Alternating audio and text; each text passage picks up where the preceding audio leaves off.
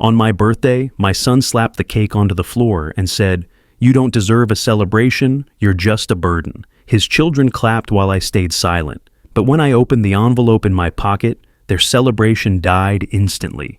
They couldn't believe their eyes. The first sound was not the slap of the cake hitting the floor. It was the forks clinking back onto plates, the tiny gasp someone tried to swallow, the hush that slides over a room when everyone realizes the line has been crossed for good. My son's hand was still lifted when the cream slid down the table edge and dropped like heavy snow onto the tiles. He looked at me as if I were a stain he meant to scrub out. "You don't deserve a celebration," he said, steady, loud enough for the cousins to hear from the doorway. "You're just a burden." His children clapped, quick, nervous, copying what their father called courage. If you're watching this, tell me where you're watching from and what you would have said to him in that moment, because I only said nothing. I stayed still, my hand inside my jacket pocket, my fingers resting on the thick paper that had waited there all evening like a heartbeat I was keeping secret. The cake lay face down, cream splayed white, strawberries rolling into corners, the candle wicks bent like little black question marks. The smell of sugar was everywhere. I remember thinking that sugar can turn to smoke so quickly. You take your eyes off it and it burns. The dining room lights were bright on the glass cabinet where my late wife's teacups lived behind glass like old birds. The porcelain caught the shine and threw it back across the room, 1,000 tiny reflections watching me.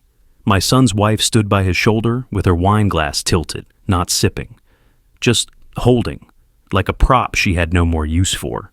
People always say a humiliation feels hot, like a flush, but for me, it was colder than January. I smiled, small and flat, and folded my other hand behind my back so no one would see the tremble that wanted to start in my fingers. This was my birthday. It was supposed to be a small dinner, family only, my house, my table, my roof, keeping the rain off the very heads that nodded when he called me a burden. I looked at the children. They were still clapping even though they weren't sure why, the way kids do when they hear their father laugh too hard. They had cream on their fingers and guilt in their eyes that they didn't yet know the right name for. I wondered what they would remember years from now, the cake on the floor or the way their grandfather didn't raise his voice. I wondered if, in some future kitchen, one of them would say, "Grandpa never shouted," and feel a tightness they couldn't explain.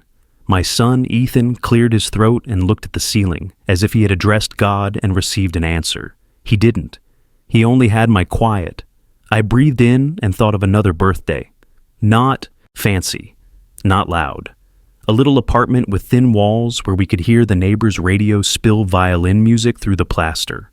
My wife, Sana, had dusted flour on the tip of our baby boy's nose and said, "That's not for you," and he had laughed the way he used to.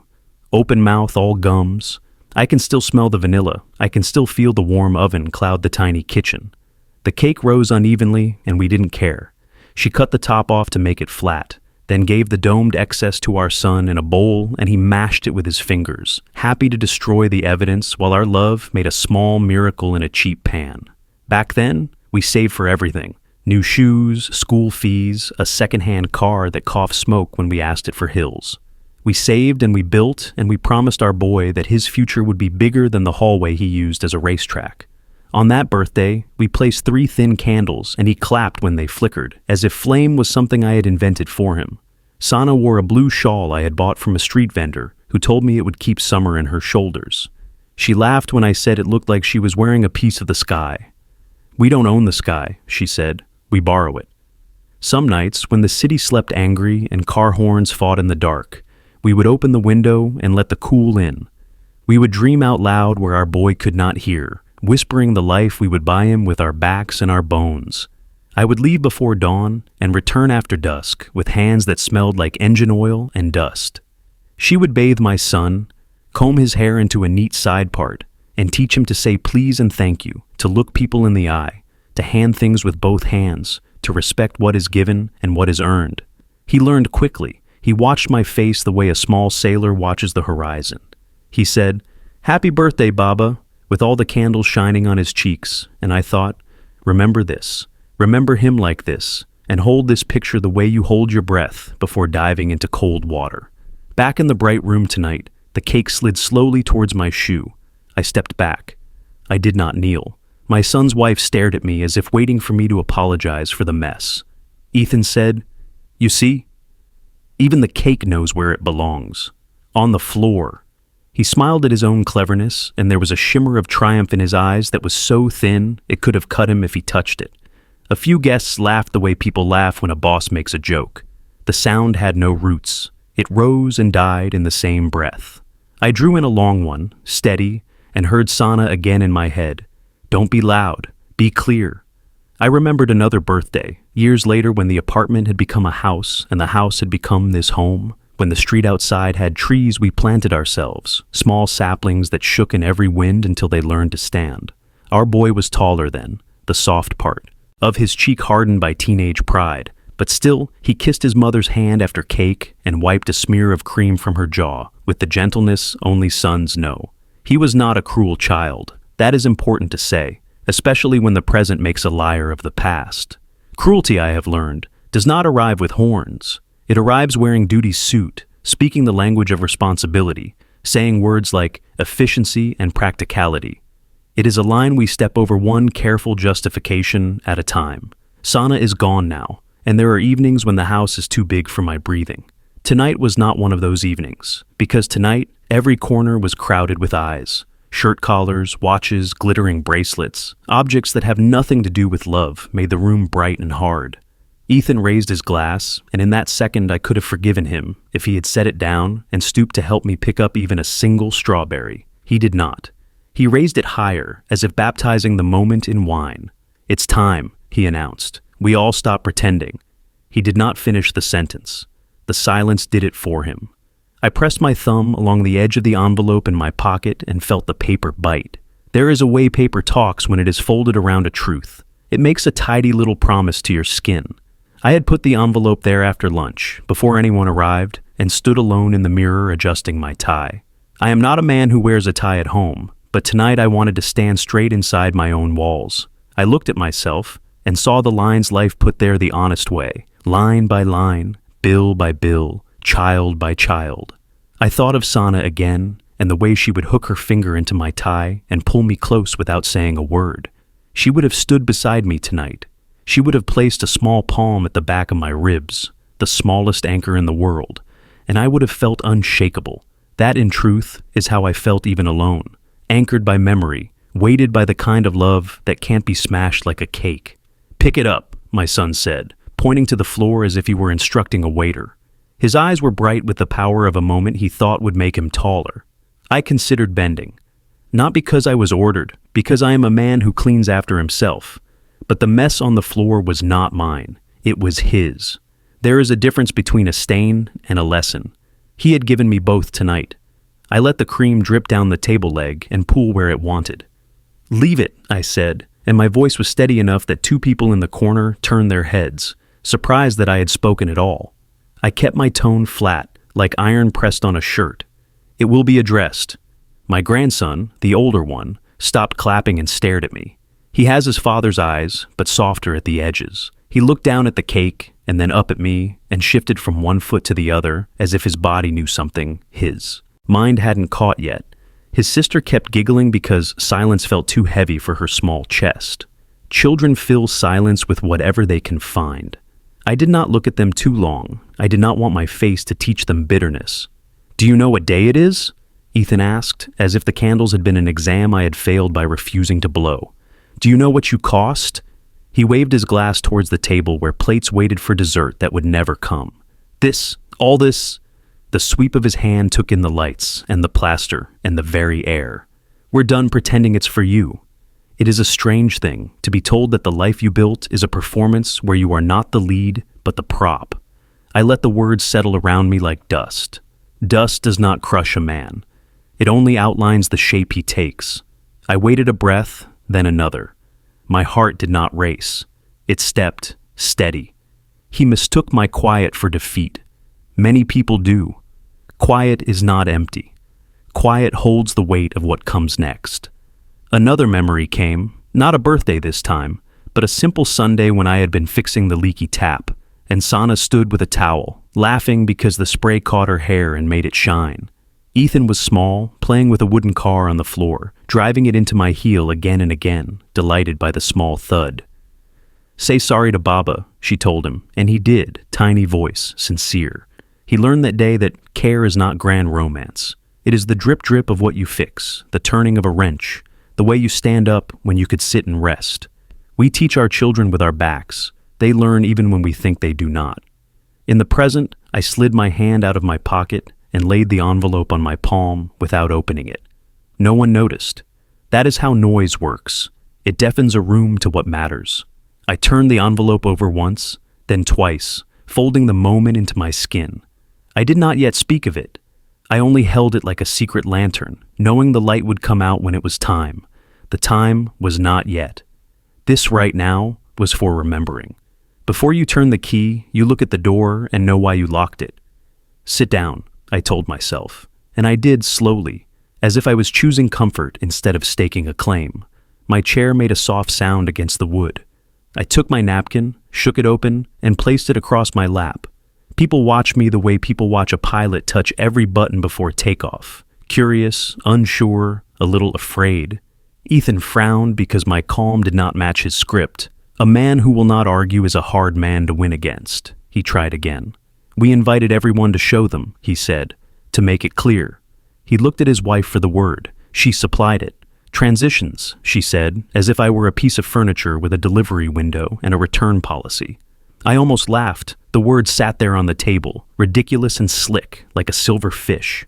Transitions. As if a father's place in a home moves because a calendar page does. But I didn't laugh. I have learned that laughter can be a weapon, and I did not want to wound the children with it. I also did not want to give him the satisfaction of hearing it.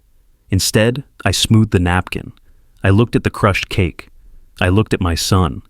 And then I let my gaze slide past him to the cabinet where Sana's teacups caught my eye again. The one with the tiny crack looked like a smile. I remembered the day it cracked. She didn't throw it away. We keep what has history, she said, even if it leaks. We learn to pour differently. In that instant, I understood what tonight was. Not an ending, not even the beginning of one. It was a test of how I would pour. Whether I would waste what I had saved on shouting, whether I would spend my dignity on a scene that would give them a story to tell. I chose not to. I chose the slow, cold shape of patience. I chose to let the room think I was smaller than my shadow, because I knew what I knew. I knew what the envelope held. I knew who had signed it. I knew when. I knew why. And I knew that sugar on tile is only a mess until you choose to clean it, or let the one who spilled it bend. So, I sat. I rested my palm on the envelope the way a man rests his hand on the hood of the car that carried him through storms. I felt the steady in my pulse and let it fill the spaces where anger wanted to live. I did not hurry. I have worked too many years to know that haste serves only those who don't have to live with what breaks. If you were at that table with me, you might have wanted me to stand up, to slam a fist, to name every sacrifice like beads on a string. But I would ask you instead, what good is a fire that burns the house we built? The room waited. I waited with it. Somewhere down the hall, the old clock clicked forward and announced a new minute. Even time was with me. I took a sip of water. It tasted like nothing, which is what clean victory tastes like before it is served. I looked at Ethan and gave him one small nod. He thought it meant I understood him. He smiled, shallow and quick, the way boys do when they think they have cornered the board. He did not see that I had already moved. I do not know what stories he will tell himself about tonight. People make myths to protect themselves. Maybe he will say he was brave. Maybe he will say he did what had to be done. Maybe he will say that I had been cruel first by being old and inconvenient. People like to blame the tide for their choice to step into the sea. Let him. I am not here to fix his story. I am here to finish mine. And mine begins, even now, not with the sound of cake on tile, but with the memory of a small apartment, a crooked cake, 3 candles, and a woman who said, "We do not own the sky. We borrow it." She was right, but I own this roof, and tonight I remembered why. The clapping faded into an awkward shuffle of shoes and the soft clink of bracelets as people reached for their glasses to have something to hold. The frosting on the floor had already lost its shine, turning dull where the air touched it. The candle smoke curled above the ruined cake, thin and stubborn, as if refusing to let the moment end. My son's wife made a little scratching motion with her fingers to the housekeeper, who had been waiting by the doorway in a neat apron.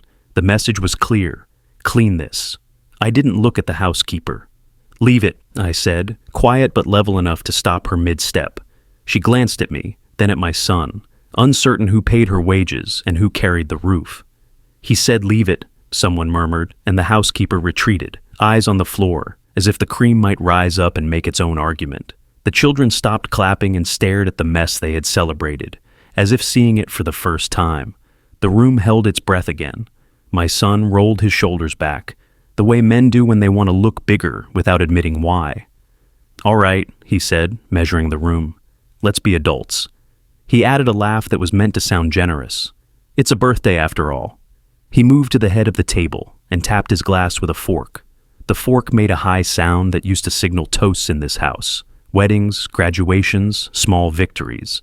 But tonight, it sounded like metal on metal. "We have a few things to share," he announced. He didn't say we had. He said we have. I noticed the difference. I set my water down and waited. "This is difficult," his wife began, shoulder tilting toward him, as if the sentence needed his spine. "But necessary. We've all seen how much responsibility this household requires." She gestured with her glass toward the ceiling, the walls, the doors we had sanded and varnished ourselves 15 summers ago until they gleamed like warm bread. "And I think we can agree that some transitions are overdue." There was that word again, transitions, set in the middle of a sentence like a table decoration, picked from a catalog. My eyes drifted to the cabinet where Sana's teacups watched over everything, delicate and exact, the gold rims catching the light. The cup with the hairline crack glinted at me like a private joke. "Pour differently," I heard. "Pour differently."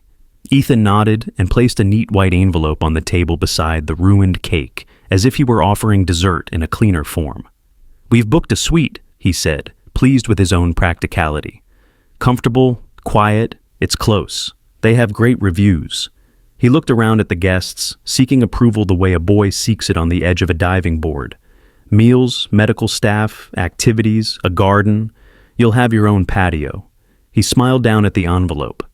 "Everything is arranged. Move-in is next week." The words dropped like stones. A murmur slid around the table, the kind that means people are choosing sides inside their mouths. I did not reach for his envelope. I let it sit there, a pale square pretending to be kindness. "A garden," I said, as if we didn't already have one, as if I hadn't planted the lemon tree that shaded the south wall, as if the scent of its blossom hadn't been the first thing Sana breathed in every spring. "How thoughtful!" The flatness of my voice made my son's smile stiffen. He filled his glass, though it was already full. His hand shook, just enough to kiss a drop over the rim. His wife leaned in. "There's also the matter of the house," she said, delicate as a scalpel. "It's large. The stairs are not ideal." She gave a sympathetic tilt of the head. "We thought it best to get ahead of accidents. You know how falls ruin lives." She let the last words linger, as if I already lay at the bottom of them.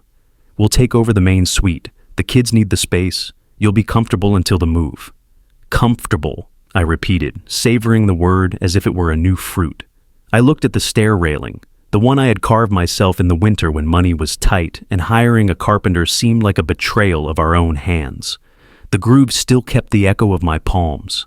On the wall, small marks climbed beside the doorframe, pencil lines that showed Ethan's height year by year. The dates cramped over one another, the last one scratched at 16 when he had insisted he didn't need measuring anymore. He had stood there and rolled his eyes. I had smuggled the pride in anyway, tucked in my pocket with the pencil stub. I looked at those marks now and thought, "You were never a burden when you grew here." Ethan cleared his throat. "I've also handled some accounts," he said. He pulled a folder from under his arm, papers neatly clipped, and kept his eyes on them so he didn't have to meet mine. "Don't worry, nothing drastic. Just streamlining, automatic payments, consolidating. The car? We sold the old one last week. Too expensive to maintain." He took a breath, missing the way the room shifted under his words. "It's what you would have done, Dad. Efficient." The word was a lid on a pot. He hoped it would stop the boil. Across the table, my cousin's wife made a small sound in her throat and cut it off with a cough. Someone asked for water that was already on the table. The housekeeper hovered again, desperate to move, to do, to erase. "Not yet," I told her, and the room heard the decision slide into place like a key turned. If this is a presentation, I said, looking at my son, you've forgotten the part where you ask a question. My tone was gentle, almost instructional. It took him a second to hear the steel under it. He tried to laugh and couldn't land it. I'm telling you what's best, he said, fast now. For everyone. It's not a debate. We're just being honest. Honesty. The word flickered in my mind like a faulty bulb, then steadied into something. Useful. Sana used to say that honesty without tenderness is only a hammer. You have children, she told me once, wiping Ethan's cheeks after a tantrum. You don't fix their faces with a hammer. Tonight, my son brought a toolbox and called it love. I looked at his children and saw the confusion on the boy's mouth, the way the girl traced a finger in the condensation on her glass and wrote nothing. They knew the shape of wrong, even if they had not yet learned its name. I thought of the early mornings I had left this house in the dark while the city wore its quiet like a blanket. I would drive past bakery doors, breathing out warm air, and feel my hands relax on the wheel, my day beginning where other people's days were still asleep. I had built the business, job by job, handshake by handshake, invoice by invoice. I learned every corner of the street where luck goes to stretch its legs. I made my mistakes, paid for them, and kept going. When the first big contract came, I brought home a small bag of pistachios, and Sana poured them into a bowl like jewels. You did this, she said, touching my cheek with a green salted finger. We did this, I corrected her. We laughed at the same time. All of it came back to me now, not as proof to fling at a table, but as a quiet current running under my ribs, a river that would not be diverted by a speech. My son went on, mistaking my silence for surrender. We'll arrange the movers, he said. There's not much you need to pack. We'll handle your clothes, important papers too. We can store them safely. He glanced at his wife, and she nodded as if they had rehearsed this, as if they had practiced the softness of their voices in a mirror. It's better if we centralize documents, she added. Less confusion. She smiled like a nurse about to deliver an injection. We'll bring photo albums to visit. The kids will come every Sunday. There's a games room at the residence. I heard myself breathe, in and out. Calm, flat, not anger, but something colder, cleaner. It slid through me and wiped the fog from the glass of my thoughts. I touched the envelope in my pocket without taking it out, feeling the edge press into the fold of my fingers. The paper was a small anchor. It told me I could stand in this storm without shouting. I let my thumb rest on the seal. It felt like Sana's hand when she would slip her palm into mine in the crowded bazaar so we wouldn't lose each other. I would not lose myself tonight. I would not lose the house. I would not lose the lesson. Eat, I said, nodding to the plates that waited, the food cooling enough to lose its perfume. The command surprised them. I lifted my fork and cut into the roast that had taken 2 hours to become tender. The knife slid through like a promise kept. I chewed, I swallowed. Around the table, people followed because people always follow someone who knows what to do with a knife and a fork in a room full of carelessness. The children obeyed quickly, grateful for something normal. Even my son sat, though the speech was not done. He kept his hand on his folder as if it were a leash for the moment that was beginning to run from him. Did I ever tell you, I said to the boy, how your father learned to swim? He looked up, eyes bright, eager for a story that wasn't about locked doors. At the lake, I continued, tasting the water on my tongue, though it was years ago. He loved the idea more than the water. He stood on the shore for a long time. Your grandmother went in first. She floated on her back and laughed. Your father watched her, and then he walked in. 1 step, 2, up to his knees, and stopped. The water was cold. He said it bit him. Do you remember that word, Ethan, that it bit you? My son stared at me, wary. The table leaned closer. I didn't drag him, I said. I didn't throw him in. I held out my hand. He didn't take it. I smiled a little. I let him stand there until he realized the bite would not kill him. Then he came to me. I looked at the boy. Sometimes, I said, we learn by feeling the cold and not running from it. The boy nodded as if the lake were in the room. My son's jaw worked. I could almost hear the grind of his teeth. This isn't about swimming, he said. Don't make it a story. But everything is a story. That's what frightened him and comforted me. He meant to make tonight a statement. I would make it a chapter. And the chapter I was in would turn cleanly when I decided, not when he knocked over a cake. The housekeeper returned with a fresh cloth in her hands. She hovered by the cream as if it might explode. I looked at her and then at the teacup cabinet. "Bring me the blue cup," I said. Her eyebrows rose. Even now, she remembered the rule I had made after Sana died, that the blue cup only came out on days that needed courage.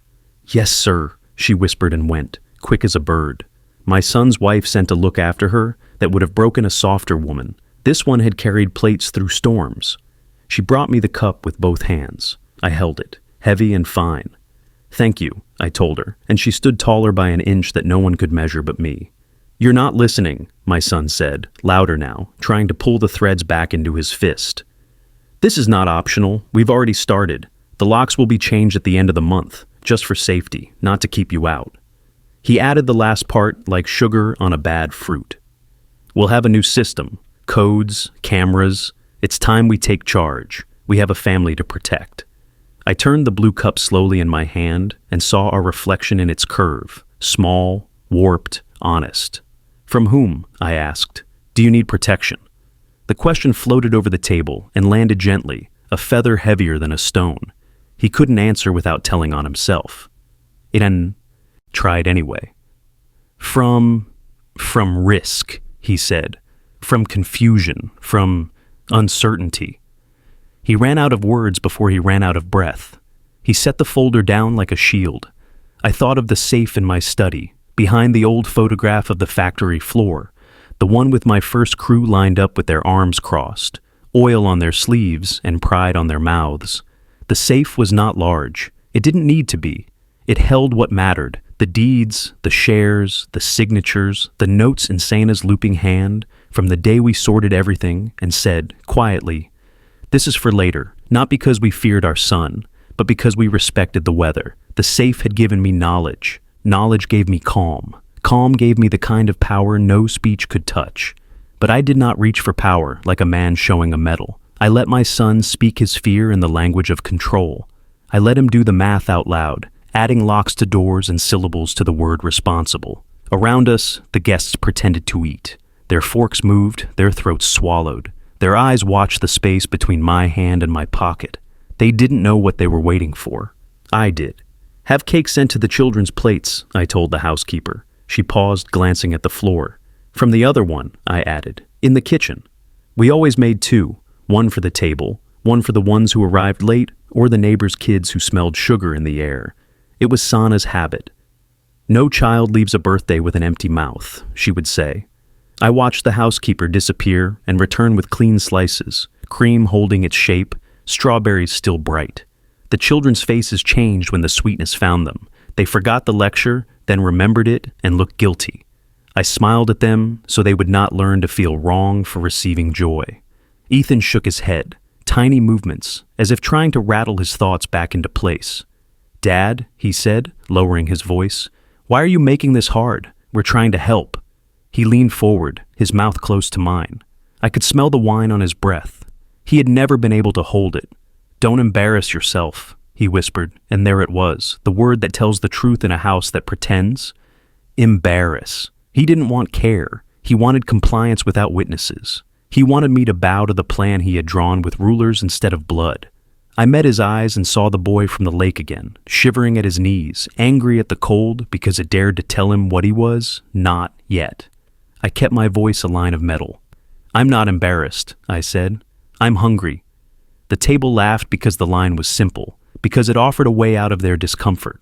Laughter moved around us like a breeze. It cooled what had grown hot. My son did not laugh. I ate. I drank water. I let minutes pass. The clock down the hall spoke again, and each small chime felt like a string, being tuned. The room began to relax into the idea that perhaps the worst was over, that perhaps the old man would accept the envelope with the sweet and clap the children and go gently into a patio with a view of a shared garden, that perhaps tonight would end with dishes washed and pity packed away with the leftover roast. I could have let them keep that relief a little longer, but I have never believed in anesthesia before surgery. I set down my fork and wiped my mouth. I put both hands on the table, neat and open. My fingers were steady. The envelope in my pocket warmed with the heat of my skin. "Are you finished?" I asked my son. The question was not cruel, it was precise. He looked at his wife. Her mouth made a small line. "Yes," he said, sensing perhaps a change in the weather. "We've said what needs to be said." I nodded once. "Good," I said, and my voice drifted across the table and settled into every glass. Outside, the wind touched the lemon leaves, and their small sound traveled through the open kitchen window like a secret. I thought of Sana again, blue shawl bright as morning, telling me we borrow the sky. I thought, and we own our choices. I reached into my jacket. My fingers slid along the paper I had folded and unfolded all afternoon, as if smoothing it could smooth the evening. I didn't pull it out yet. I let my hand rest there, letting the room see the gesture and wonder what it meant. My son's eyes caught on the movement and then jerked away as if he had looked at the sun. "Before anyone cleans the floor," I said, finally acknowledging the cream that had been ignored like a body at a parade, "let's end this properly." I pushed my chair back.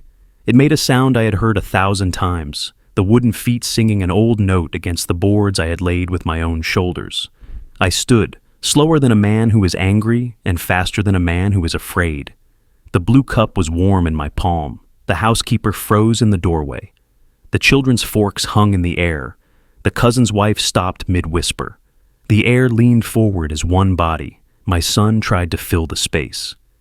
"Dad," he began, and I lifted a hand, not to silence him, but to hold the silence still. The hand that had fixed taps and carried boxes and signed checks did not tremble.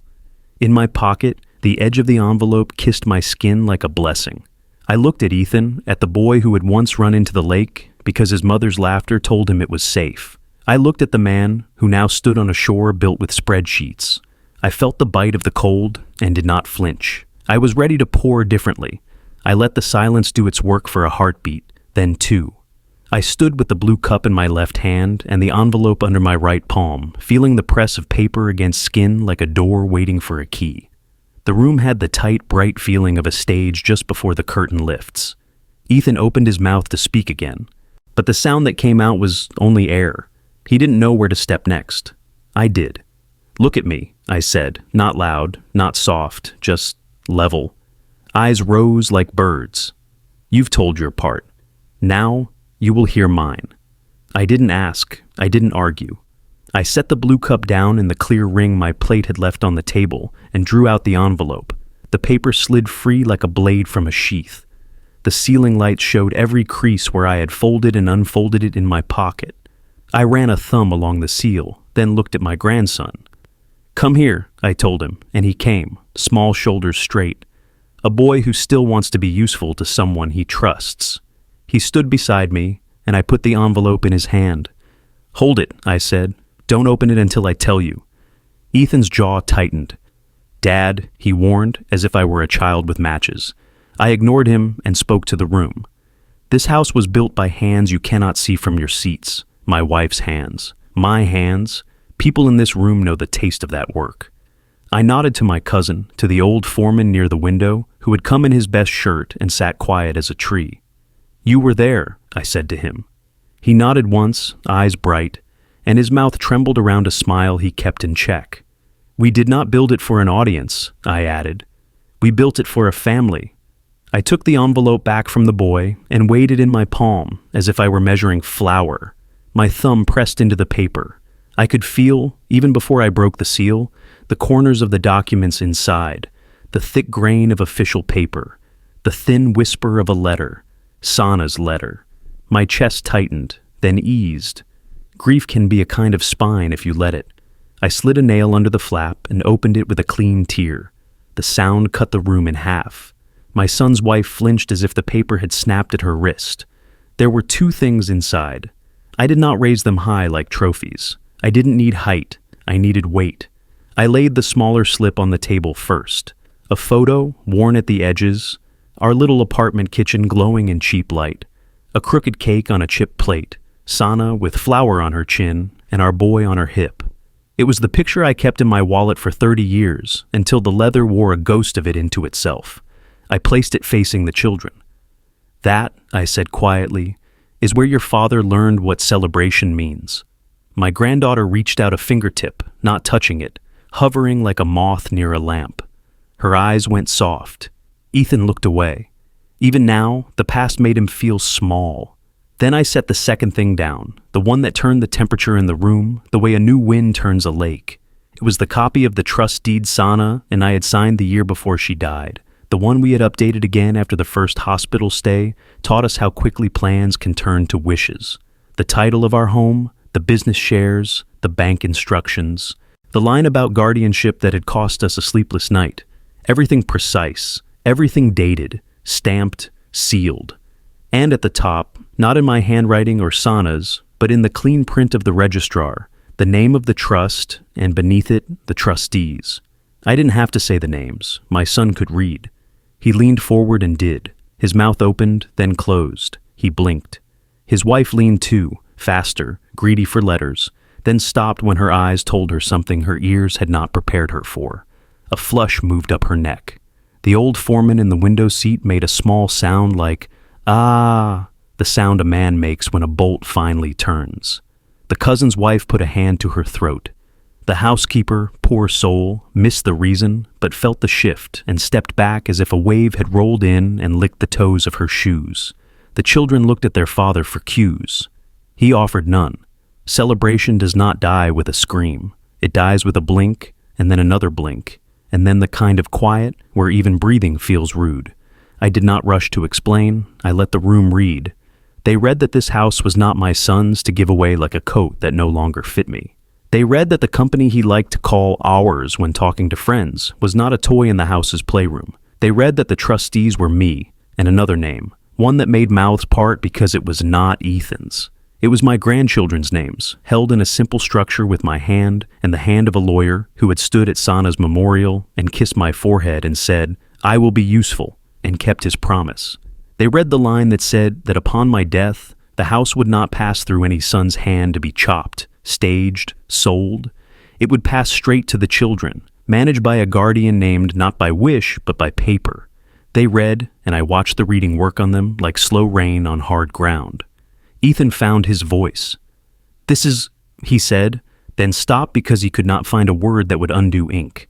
He touched the page as if the heat might rise from it. "You did this without me?" His surprise was not about the plan, it was about being outside the room where it was made. He thought care is only care if it takes your opinion as its compass. "Yes," I said. "We did. We." Let that pronoun settle. I wanted him to feel Sana in it. I wanted him to remember what it feels like when she stands in a sentence. He turned to me. His face had gone pale in a way that made the lines around his mouth look older. "So, that's why you're calm," he said. "You've been sitting on this trick." He lifted the paper half an inch and set it back as if it were heavy. "This is an ambush, on my birthday, in my house." The last two words came out wrong, like a note pressed in the wrong place on a flute. Even he heard it. He heard the wrongness land like a stain on the tablecloth. "This is not a trick," I said, my voice flat enough to iron a shirt. "It is a plan we made when your mother could still walk to the lemon tree and stand with her eyes closed for a full minute, smiling at a smell she would not have forever." I slid the trust toward him with 2 fingers. She wanted to be kind to the future. She wanted our grandchildren to have a roof no argument could peel off. She wanted our son to be free of decisions that would salt his sleep. She knew greed comes dressed like safety. We locked the door before it came to knock. He swallowed, a hard movement in a throat that had learned to speak in meetings. "You don't trust me," he said, and there was the bruise under the bruise. "You never have." I looked at him a long moment and remembered another day, his first day at school, when he had turned at the gate and looked for me, and I had nodded and he had gone, even though the knot in his tie was crooked and I wanted to fix it. I had trusted him then to fix it himself. I trusted him now to hear the difference between an insult and a boundary. "I trust you to be my son," I said. "I trust you to be a man who will say what he wants, even when it hurts the room. I trust you to make your case and believe it. I trust you to be the boy at the lake who says the water bites and then learns it doesn't. Trust is not the same as granting you the right to sell what your mother and I built because you don't like that. I still sit at the head of my own table." His wife had gone still, one hand locked on the stem of her glass. "You can't cut him out," she said, voice thin. "You can't cut us out." The word us had the crackle of paper burning too fast. No one is cut out, I said. Read it again. You're frightened of what is already yours as a family because it won't pass through your fingers the way you planned. That is all. I glanced at the children. Your names are here, I told them gently. Spelled right, we checked 3 times. Your grandmother did the checking, she always did. My grandson leaned in, tracing the first letter of his name without touching it. He looked up at me, worry and wonder wrestling in his face. Does that mean we live here forever? He asked, the kind of question a child asks when the word forever is still a friend. It means, I said, that if storms come, you're inside. It means we don't sell shelter to buy shiny things. He nodded slowly, tasting the shape of shelter as if it were a new fruit. Ethan lifted the folder he had brought and set it down again. Lost. The sweet, he said weakly, as if the syllables could throw a rope across a river. The locks. I almost felt sorry for the locks, poor things, suddenly asked to do jobs they were never made for. Change the locks if it helps you sleep, I said, but you will hand me every key. My tone didn't rise. It didn't need to. Law is a quiet animal. It does not bark when the door is already closed. He stared at the stamp on the trust deed like a man trying to stare a storm back into the sky. You're punishing me, he said. There was a sheen in his eyes now that made him look younger and older at once. You're doing this because I told the truth. I shook my head. You told a story, I said. The truth is smaller and heavier. It sits on the table and does not need your mouth. I tapped the paper once with a knuckle gone knobby with years. This is the truth, not a threat, not a punishment, a decision your parents made to keep peace as a habit, not as a surprise. The old foreman cleared his throat, the sound respectful, like the way he used to say boss when he needed a minute. If I may, he said, looking at me first. I nodded. He looked at my son. Your mother and father, he said, choosing each word as if it would have to stand alone, worked without camera, without applause. Your father signed my first pay packet on a week. He could have taken the money home to buy your school shoes. He did not. He paid us first. Remember how a roof stays on? By nails you don't see. He fell quiet again, hands folded on his knees, cheeks red because he was not a man for speeches. Ethan did not look at him. I opened the second, smaller fold in the envelope and slid out the letter with Sana's handwriting on it. Even the way she wrote my name could make quiet in me. I did not read it aloud. Some things are too tender for a room like this. I kissed the edge of the paper, a small private act at a public table. Then I put the letter back in its sleeve and tucked it into my inner pocket where it warmed near my heart. She would have told you this herself, I said to Ethan, with more softness than I have, but she is gone, and I am what is left. A breeze walked through the kitchen and lifted the corner of the tablecloth like a hand. The lemon tree gave a small rustle, as if nodding. Somewhere, a plate settled into stillness with a little click. The house was listening, the way houses do, when they have seen too many birthdays to be shocked by a new one. I gathered the documents, stacked them neatly, and tapped the edges square. I looked at the housekeeper. Bring me the black pen from the study, I said. She went with relief, grateful to have a task that had shape and weight. My son took a step toward me, stopped, started again. So, what happens now? He asked, and there was a child in the question, a boy who finally steps into the cold and waits for the bite to pass. Now, I said, we eat what is still warm. Then we clean what we spilled. Then we make new rules and write them down so no one has to shout them across a room. I placed the trust back into its envelope and slid it beside my plate. And you will apologize to the one who baked this cake, I added. He blinked. He had forgotten the cake already. That's how quickly a cruel moment eats its own evidence. Who, he began. To the housekeeper, I said. And to these children, for teaching them that laughter belongs to meanness. I looked at him steadily. Start there. He stood with his fist open and empty, a man on a shore listening to water. Pride is a stubborn coat. It clings even when it's wet and heavy. He did not remove it, not yet. He looked at the children. Their faces told him what my voice hadn't reached. His eyes dropped. He swallowed. He turned to the housekeeper just as she returned with the pen balanced like a sword across her palm. I'm sorry, he said. The words were stiff, but they were words. She nodded quickly, color rising to her cheeks, and placed the pen beside my hand, then swept a cloth under the table to gather the cream in one sure motion. When she straightened, the floor shone again. It was an ordinary miracle, the kind that keeps a house alive. I thanked her with my eyes. She saw it and stood 1 inch taller again. I uncapped the pen and signed the meeting of this moment with a simple note across the inside flap. Tonight, in our house, we read what was already true.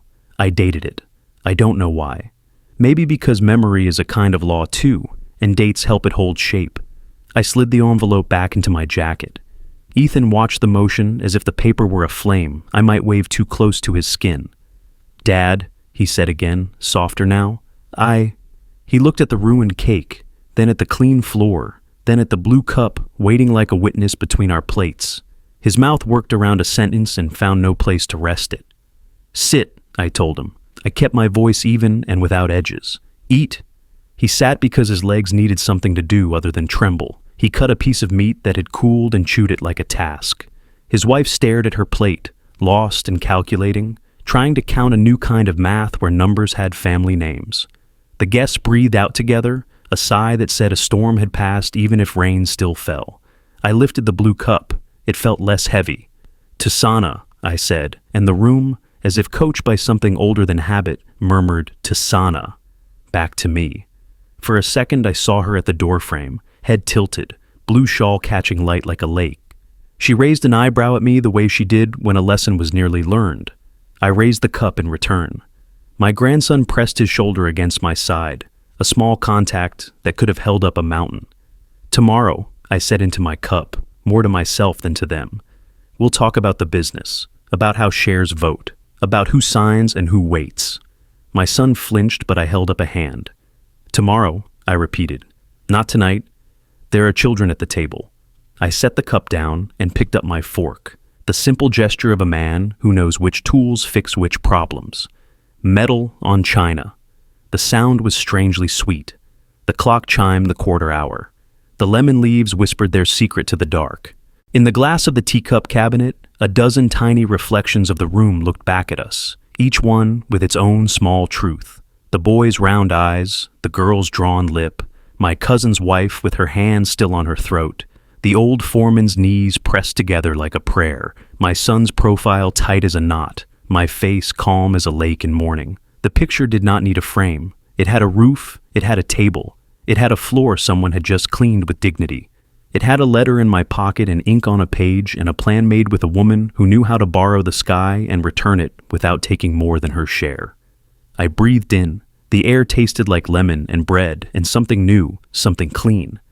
I cut another bite and held it on my tongue until flavor returned. Then I swallowed and felt the swallow go all the way down, steady and sure, as if my own body were nodding to me and saying, "Continue." Ethan's fork scraped once against his plate, then stilled. The guests sat in a row of held poses, hands midair, eyes traveling between my jacket pocket and my son's face, as if watching a tennis match played in slow motion. The trust deed lay on the table like a calm animal breathing. I placed my palm on it, not to hide it, but to feel its pulse steady mine. "Let's be plain," I said. "We'll set right what's crooked, then we'll eat what remains, and we'll sleep without counting the locks in our heads." He stared at the envelope as if it would grow teeth. "What exactly do you think you're setting right?" he asked. The bite was back in his voice, but it had lost its edge. Pride, when it's wet, sounds like paper. I kept my eyes on him and spoke simply, the way you speak to a man on a roof who doesn't know how close he is to the edge. "First, the apology," I said, "to the housekeeper. You began this night by making me kneel in a room I built. Now you will bow to the person who keeps it standing every day you walk through it without seeing her hands."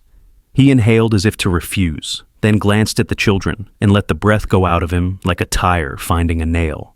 He turned toward the doorway where she waited, cloth in her hand, ready to move if asked, ready to disappear if that was easier. "I'm sorry," he said again, the words rounder this time. She dipped her head in a small nod that had the dignity of a handshake. I felt the house itself ease, a plank settling back into its groove. "Second," I said, "the keys." I held out my hand. He blinked. "Dad, you can't be serious?" I didn't lower my hand. I kept it at the height we used when he was a boy to receive the stone he'd taken from the neighbor's windowsill. "Every key you have," I said. "The new ones, the old ones, The copies you forgot you made. I waited. Waiting is a tool if you know how to hold it. He stared, then looked to his wife for rescue. And when none came, he reached into his pocket, then the other, then into his wallet, and laid a neat little pile in my palm. Brass, steel, a black fob, a label printed home in letters that looked confident at the store. He kept one too long, then added it, fingers shaking just enough that the fob clicked the table. The sound was small, but it traveled through the room like news. Good, I said. I slid the keys toward the old foreman. Hold these for me until morning. He closed his hand over them with a care that made me want to hug him, but I didn't. Men like him prefer a nod that lasts a heartbeat longer than usual. I gave it. He understood.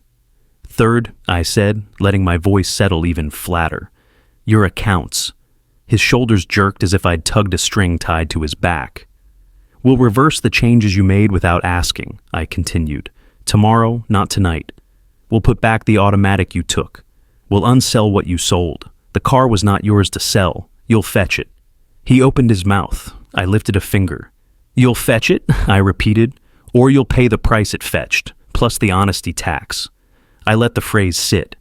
People smiled into their plates. The housekeeper's mouth twitched. The children looked at each other, confused by the word tax and delighted by the word honesty. The suite, he said, trying to move the conversation to a ground he believed he had paved. We paid a deposit. I shook my head. We'll make a deposit where it belongs, I answered. On patience, on humility. On a locksmith you will call to rekey this house under the trust. You'll pay the invoice. You'll watch him work. You'll learn, since you like locks. The joke was small, but it loosened the room. The cousin's wife let her hand drop from her throat. The foreman's knees turned outward by 1 degree. Even the lemon leaves outside whispered something like approval. He looked around and saw, finally, that the audience he had invited was not a wall he could lean on, but a mirror. He saw himself. I almost pitied him. Then I remembered the sound of cake on tile. Pity sat down. You've humiliated me, he said low. I took the blue cup and turned it once in my hand. No, I said. After what you said to me, I've given you the only way to stand up straight without lying. You were humiliated by your own plan. I've only turned on the light. He flinched at that. Not because it was cruel, but because it was exact. I watched him swallow, the motion not angry anymore, just human. The children had finished their slices and were pushing seeds with their forks as if arranging stars. I caught my grandson's eye. Go and bring the little toolbox from the study, I said. He leapt up, relieved to be required. He returned carrying the blue tin with the dent in the lid, the one Sana had stuck with a crescent moon sticker. He set it beside me, proud. I opened it and took out the small screwdriver that had fixed more toys than I could count. I turned, it between my fingers. You know what this is? I asked him. He nodded, solemn. What do we use it for? To make things right, he answered, then looked as if he'd said something too big for his mouth. I put the screwdriver back and closed the tin. Exactly, I said. Ethan rubbed his face, the gesture of a man trying to remove a stain the mirror keeps returning. What do you want from me? He asked finally, voice scraped clean of polish. I let the question hang, not because I didn't have an answer, but because answers need room if they're going to land without breaking. I want you to remember, I said, not the ledger of what I paid and what you owe. A ledger breaks things into little numbers until nothing feels like love anymore. I leaned forward. I want you to remember your mother's hands, how small they were, how they held this house up as if it were a bowl she was carrying to the table. I want you to hear how she said your name the first time you came home late, how she didn't shout, how she put a plate in the oven for you anyway. Then I want you to say to yourself out loud, in the bathroom with the tap running if you must, that a father is not a burden, he is a roof. Say it until it fits. He stared at me, eyes shining now, not with anger, but with something raw. He looked down so I would not see it fully. He nodded once, quick, as if the motion might hurt if it lasted longer. And the business? He asked, brittle again because work is easier ground than feeling. Tomorrow, I said. 9 o'clock, boardroom. We will invite the lawyer and the accountant, and we will use chairs and pens and let them do their jobs. Tonight is for bread and for one more thing you will not like. His head came up like a man hearing thunder. What thing? I lifted the envelope and slid out a single page tucked behind the deed. It was smaller, plainer, An old photocopy with Santa's note across the bottom in blue ink. If he forgets, we remind him. The page listed conditions that any trustee could enforce while I was alive.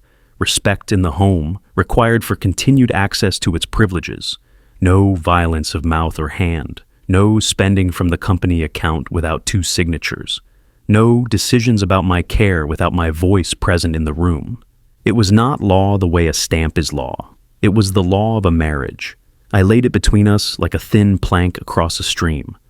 We wrote this on a morning when she felt strong, I said. Then we put it away because we hoped we would never need it. Tonight, we need it. He placed his fingertips on the edge, as if testing whether paper could bear weight. He read, he breathed, he read again. He did not look up quickly. His wife leaned forward, eager to find a clause that would save the version of the future she had rehearsed. There wasn't one.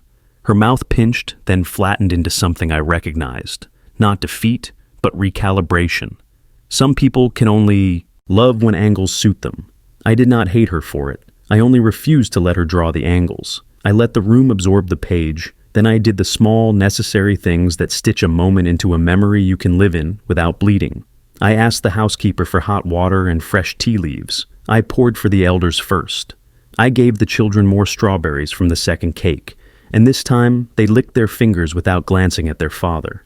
I asked my cousin about his knee and listened to his answer, because dignity is not only documents, it is eye contact, it is care, it is letting an old man describe the weather in his bones. While we talked, I saw Ethan touch his pocket for keys that were no longer there, and stop halfway. He looked at his empty hand and slowly pressed it flat on the table, as if testing whether it could be trusted without holding anything. The old foreman leaned toward him, voice low, but not secret. He taught me to check the bolts twice, he said. Not because he didn't trust me, because he wanted me to sleep. Ethan glanced at him, then at me, and something moved across his face that I had not seen since he was 10, and we built the kite too big, and it still flew. Admiration, maybe, or simply relief, that a rule had returned to the room to tell the air how to behave. The tea steamed in the blue cup. I wrapped my hands around it and watched the rise of it the way we used to watch breath on winter mornings, proof that our bodies were at work even when our minds were tired. When your mother was ill, I said, to no one and to everyone, she would ask me to list things that were still good. I smiled. She always made me start with small ones, warm socks, lemon blossom, the sound a key makes when it's turned the right way. We wrote those things down sometimes just to have a page we could carry to bad days. I think of that now because I want you to know. I looked at my son, then at his children. I am listing this. You, apologizing. The floor, clean. The papers, clear. The keys, warm in a good man's hand. These are still good. The girl's mouth softened. The boy leaned against me without thinking. Ethan set his jaw, but it was not to grind. It was to keep it from shaking. A phone buzzed somewhere under the table. His wife jumped and silenced it, guilty as if the sound were a shout. Tomorrow, I said again, and everyone heard the shape of the word now. Not a threat, not a postponement, but a door. Tonight you will sleep in your room without plans. You will not change a single lock. You will not call a man in a van. You will not write an email to a manager who will show it to someone we do not know. You will be a father in a house that is not a stage. I turned my head to the housekeeper. Please bring fresh linen to the guest rooms, I said. Anyone who wishes to stay may stay. No one should drive home with this kind of noise in their heads. Chairs scraped. People moved the way they move after prayer, slower, as if something that needed arranging had been arranged. My cousin squeezed my shoulder and called me by the old nickname I hadn't heard in years. The foreman gave back the keys only to place them on the sideboard under the portrait of Sana, as if offering them to her. The children drifted toward the hall and returned with a chessboard because that is what children do when adults stop being frightening. They play, as if to prove the world still works. Ethan remained at the table. He sat with his hands clasped so tightly the knuckles showed white. He looked not at me, but at the blue cup. I remember that cup, he said, voice thin with memory. She used it when I had fever. His eyes lifted. There was a plea in them, quiet and late. Why did you make the trust without telling me? I took a breath. Because love that needs permission to protect itself is not yet love, I said. Because we wanted you to be our son when the time came, not our judge. I touched the envelope. We gave you the freedom to be wrong. We kept the right to be safe. He nodded, one slow dip like a man accepting weather. He rubbed his eye with the heel of his hand, hard, and then, without drama, he did the thing that turned the room from a theater back into a home. He stood, walked around the table, took the housekeeper's cloth from her hand, and knelt. He wiped the last faint smear of cream from the floor where the light had missed it. He wrung the cloth in the bucket she held. He wiped again. When he looked up at me, the man who rose had less dust on him than the man who had stood there an hour before. "Dad," he said, not loud, "we'll meet at 9. He glanced toward the chessboard where his children had begun to argue gently about knights. I'll take them to brush their teeth." He did, not waiting for permission that didn't belong to me to give. His wife remained by her chair, hands loose now, eyes doing their new math. She looked at me across the cleared space of the table. "We'll bring the car back," she said. "I'll call them in the morning." I nodded. "Thank you," I said. "Bring the receipt. We'll frame it," I added, and the corner of her mouth lifted, despite herself. Humor is a ladder you don't know you'll need until you're in a hole. I poured what was left of the tea into the blue cup and carried it to the cabinet. I set it among Sana's other cups, the gold rim catching its cousin's light. In the glass, I caught my reflection. The same face I had shaved this morning, the same lines, the new softness at the corners of my eyes that comes when a man allows himself to put down a bag he's carried too long. I rested 2 fingers on the cabinet door, and for a second I could almost feel her fingers resting on mine on the other side, small and steady. I whispered, "Thank you" to no one, and to her. At the table, the envelope waited. I tucked it back into my jacket, close to the letter with her writing on it, and cinched the button. The room had warmed. The lemon scent was stronger, as if the tree had decided to push one more little wind through the open window to see how we were doing. I drew in the air. It tasted clean. The clock down the hall marked another minute, indifferent and faithful. I went to my grandson and moved his rook 2 squares. "That's illegal," he protested, delighted. "Then teach me," I said. And he did, bright, bossy, alive. Morning opened the house like a book. Light slid across the floorboards, catching the small, wet shine where last night's cloth had passed. The lemon tree breathed, and the kitchen smelled like a promise. I boiled water, ground the beans, and listened to the hush that only comes after a storm that didn't break the roof. My jacket hung on the chair, the envelope heavy in the pocket, paper warm from the closeness of a secret that was no longer a secret. The blue cup stood on the counter like a quiet witness. I touched its rim with one finger and felt steadier than sleep. At 8, the locksmith's van whispered up to the gate.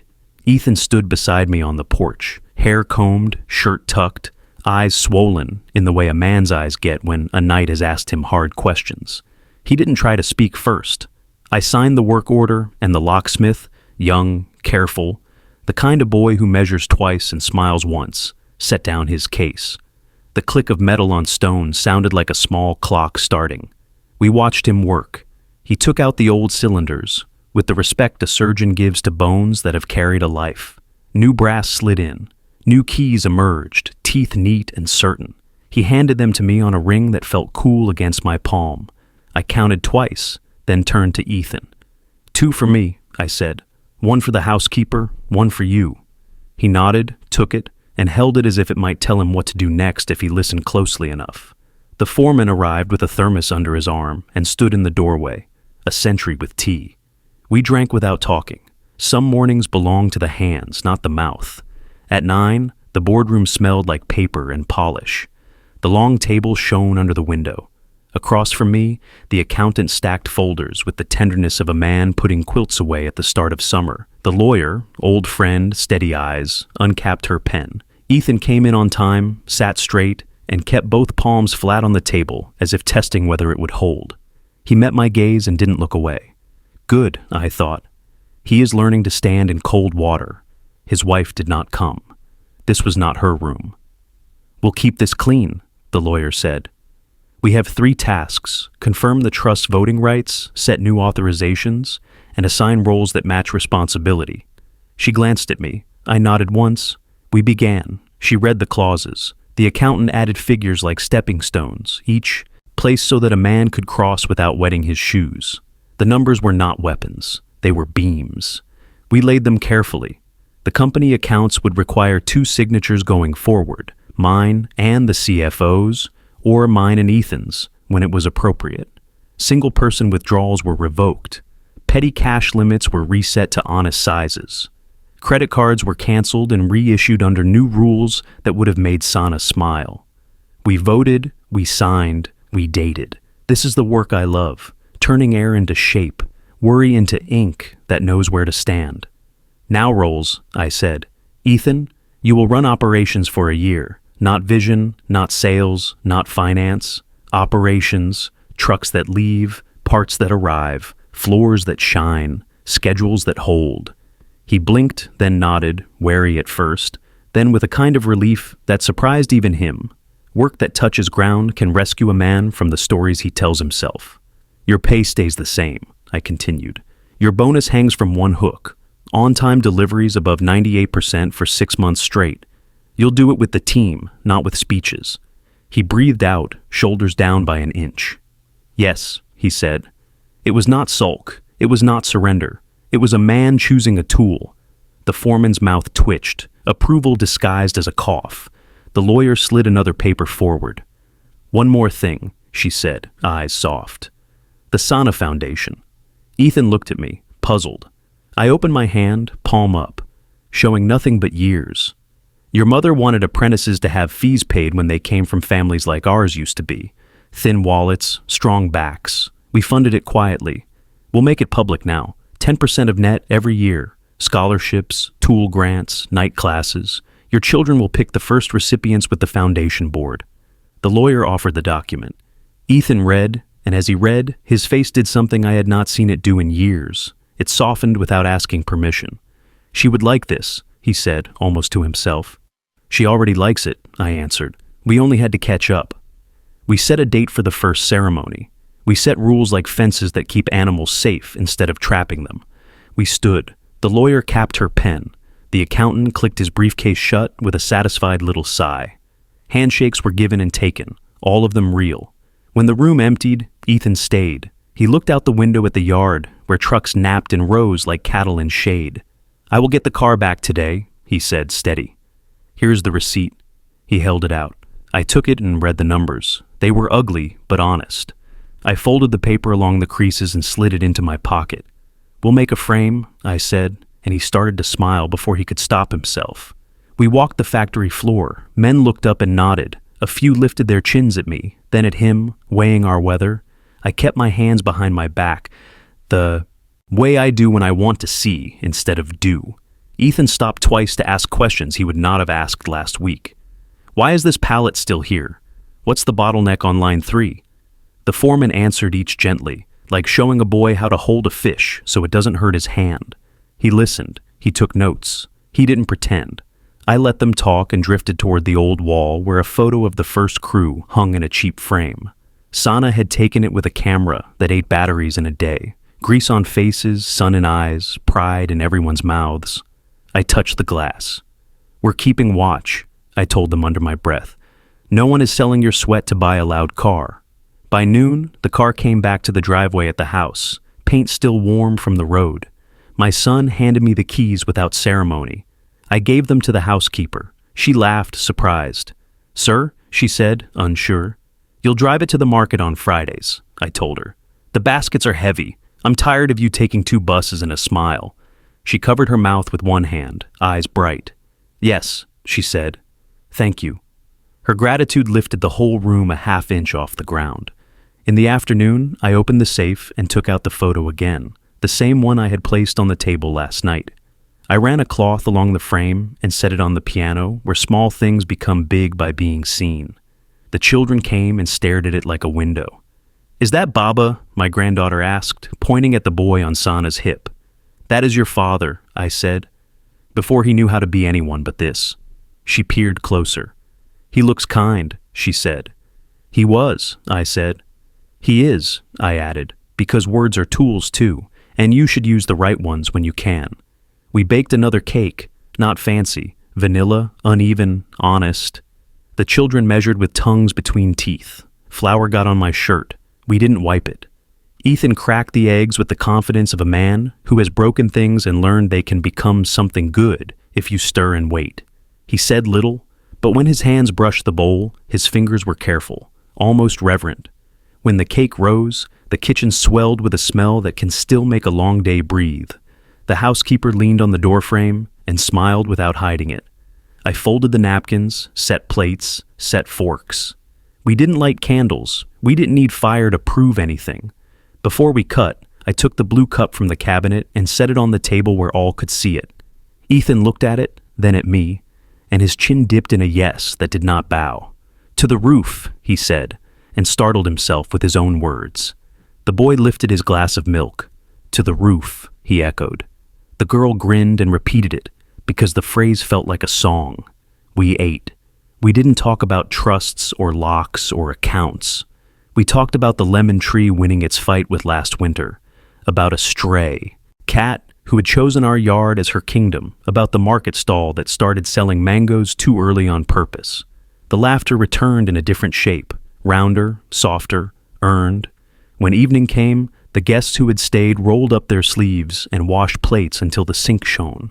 The foreman told a story about a night shift from 10 years ago when the machine coughed bolts across the floor like marbles, and how everyone had laughed because sometimes the world forgets how to be a machine and remembers how to be a circus. The housekeeper sipped tea and didn't offer to fetch more because she had been told, finally, with action not words, that her presence was not a stain but a thread in the cloth. Ethan stood by the doorway to the hall, watching his children put their chessmen away. He raised a hand and scratched his cheek, the way he used to when a thought was trying to grow. "Dad," he said, careful. He stopped, searched for a beginning, and found one small enough to hold. "Thank you." The words were plain. They were enough. I nodded. "We begin again," I said.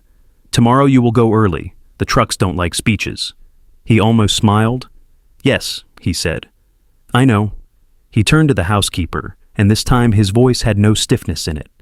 "Thank you for the cake," he said. She accepted it like a coin that was not counterfeit. Night pressed its face to the window, curious. I stepped outside to the porch with the blue cup and watched the street settle. Somewhere, a radio hummed a song that used to play in the little apartment when Sano and I learned to dance without moving our feet. I could almost feel her shawl against my sleeve. "We pour differently," I told the dark, and the dark nodded back in stars. Inside, I found the envelope on the hall table where I had left it and slid Sana's letter out once more. I didn't read it. I know the handwriting now, the way a man knows the road home in fog. I tucked it back and placed the envelope in the drawer where we used to keep spare bulbs and safety pins. Useful things. I closed the drawer like closing a good book. The house breathed around me, a sound of wood and cloth and lemon and low voices. It smelled like living.